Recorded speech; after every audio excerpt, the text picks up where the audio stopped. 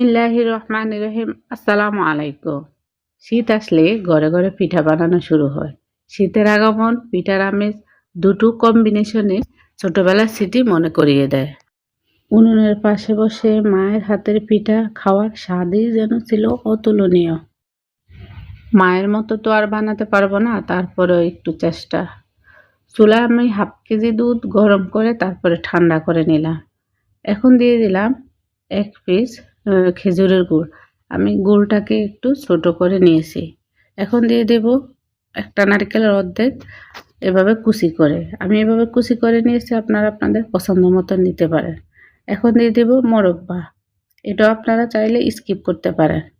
তারপরে দিয়ে দেব কোরানো নারকেল। নারকেল যত বেশি দিবেন পিঠাটা কিন্তু খেতে তত বেশি মজা হবে।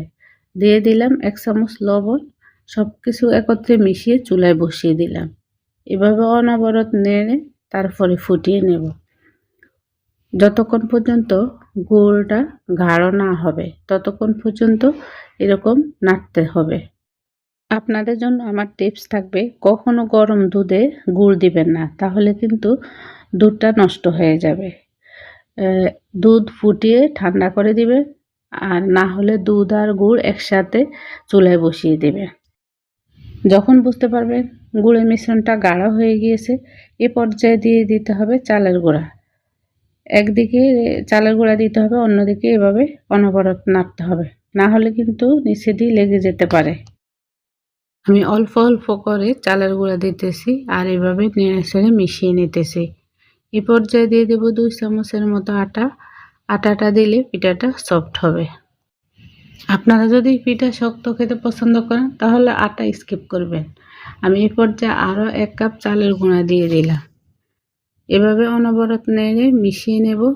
মিশাতে মিশাতে আমার যদি আরও চালের গুঁড়া লাগে তাহলে আমি আরও চালের গুঁড়া মিশিয়ে নেব। এই পিঠাটা তৈরি করতে কিন্তু ধৈর্যের প্রয়োজন আছে। এভাবে নাড়ার মধ্যে থাকতে হবে, তা না হলে নিচে দিয়ে লেগে যেতে পারে। আর এই পিঠা তৈরির প্রসেসিংটা টোটালি নির্ভর করে আপনার উপরে। এই যে আমি আরও চালের গুঁড়া মিশিয়ে নিতেছি, অল্প করে দেব আর নাড়ব। এভাবে দিলে তাহলে আপনি বুঝতে পারবেন পিঠার কাইটা শক্ত নাকি নরম। একসাথে দিলে অনেক সময় শক্ত হয়ে যায়। আমি আরও ২ কাপ চালের গুঁড়া দিয়েছি। আমি যদি এখানে শুকনো চালের গুঁড়া ব্যবহার করতাম তাহলে আমার ৪ কাপে হয়ে যেত। আর আপনি কতগুলো পিঠা বানাবেন সেই অনুযায়ী গুড় দুধ মিশ্রণ দিতে হবে। ১ কেজি চাউলের গুঁড়ার জন্য ১ কেজি দুধ ফুটিয়ে হাফ করে নেবেন আর ২ পিস খেজুরের গুড় দিবেন। এই বল পিঠা বা মেরা পিঠার একটা ভিডিও আমার চ্যানেল দেওয়া আছে, চাইলে আমি ডেসক্রিপশন বক্সে দিয়ে দেব। নাড়তে নাড়তে যখন ঘন হয়ে আসবে তখন কিন্তু কাঠির মধ্যে এরকম আটকে থাকবে। আমি দেখিয়ে দিচ্ছি। চাইলে আপনারা আরও কিছুক্ষণ চুলার মধ্যে রাখতে পারেন। আমি চুলার আগুনটা অফ করে ৫ মিনিট চুলার উপর রেখে দিলাম। তারপরে চুলা থেকে নামিয়ে এখন একটু ঠান্ডা করে নেব। তারপরে কিছু কাই নিয়ে এরকম মথে বলের মতো করে রাখবো। এটা গরম থাকা অবস্থায় করতে হবে। হ্যাঁ, তা না হলে কিন্তু পিঠার শেপ গোল হবে না। আপনারা যদি পিঠা শক্ত খেতে পছন্দ করেন সেক্ষেত্রে চুলার মধ্যে আরও ২ মিনিট রেখে নাড়বেন। আমি একটু কাই নিয়ে এভাবে দলা ফেকে তারপরে পিঠাটা বানিয়ে নেব। আপনি আপনার পছন্দ অনুযায়ী পিঠা বানিয়ে নেবেন, তবে এটা গরম থাকা অবস্থায় এরকম শেপ করতে হবে। আমি হাতের মধ্যে চালের গুঁড়া মেখে নিয়েছি যাতে পিঠাটা বানাতে সুবিধা হয় এবং একটার গায়ে একটা লেগে না যায়। আমি সবগুলো পিঠা এভাবে বানিয়ে নিয়েছি।